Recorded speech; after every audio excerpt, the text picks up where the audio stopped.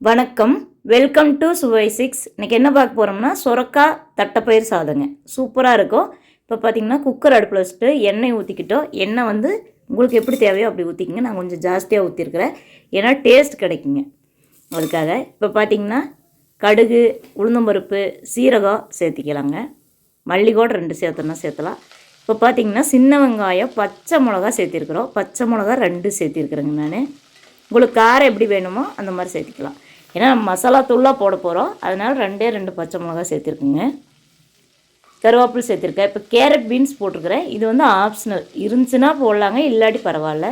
போட்டால் நல்லா தான் இருக்குங்க, டேஸ்ட்டாக இருக்கும். இப்போ பார்த்திங்கன்னா கொஞ்சமாக ஒரு கேரட்டு, ஒரு 4 பீன்ஸ் அந்தளவுக்கு தான் சேர்த்திருக்கேங்க. இப்போ வந்து தட்டைப்பயிறு ஒரு 1/4 மணி நேரம் நல்லா கழுவிட்டு ஊற வச்சுருந்தேன், அதை சேர்த்திக்கிட்டேன். இப்போ நல்லா வதக்கலாங்க. தட்டைப்பயிறு ஒரு 1/2 டம்ளர் இருந்தால் போதும். இப்போ பார்த்திங்கன்னா நல்லா வதக்கி விட்டுக்கலாம். இப்போ வந்து சொரக்காய் சேர்த்திக்கிறேங்க. சொரக்காய் பார்த்திங்கன்னா ஒரே ஒரு சொரக்காய் சேர்த்திருக்கேங்க. இதை வந்து நல்லா வதக்கி விடலாம்.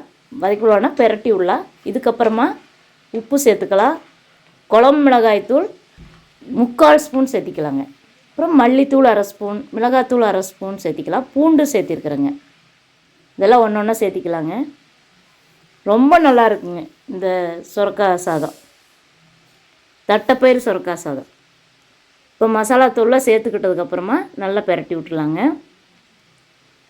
ரொம்ப அருமையாக இருக்கும். உங்களுக்கு என்னோட இந்த சுவை சிக்ஸ் சேனல் பிடிச்சதுன்னா சப்ஸ்கிரைப் பண்ணி சப்போர்ட் பண்ணுங்கள். அதே மாதிரி இல்லத்தரசி கோலம், ஈஸி கலர் கோலம்னு சொல்லிட்டு 2 கோலம் சேனல் வச்சுருக்குறேங்க, அதையும் பாருங்கள்.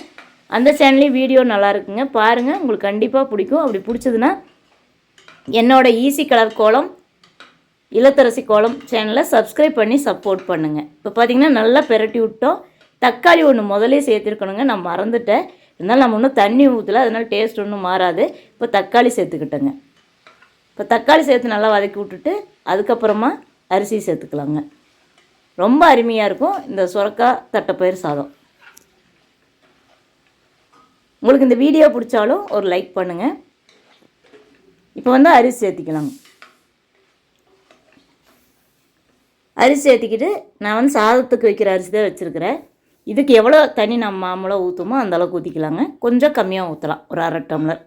ஏன்னா சுரக்காயிலேயே தண்ணி விட்டு வருங்க, அதனால். இப்போ நான் வந்து ஒரு டம்ளருக்கு 3 டம்ளர் ஊற்றுவாங்க, 4.5 டம்ளர் தண்ணி ஊற்றிருக்கிறேன்.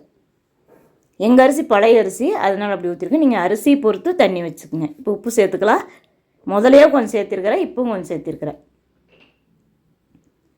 இப்போ மூடி வச்சிட்டோம். விசில் வந்து நம்ம சாதத்துக்கு எவ்வளோ வைப்போமோ அந்தளவுக்கு வச்சுக்கலாங்க. இப்போ சூப்பராக ரெடி ஆகிடுச்சு சொரக்காய் தட்டைப்பயிர் சாதம்.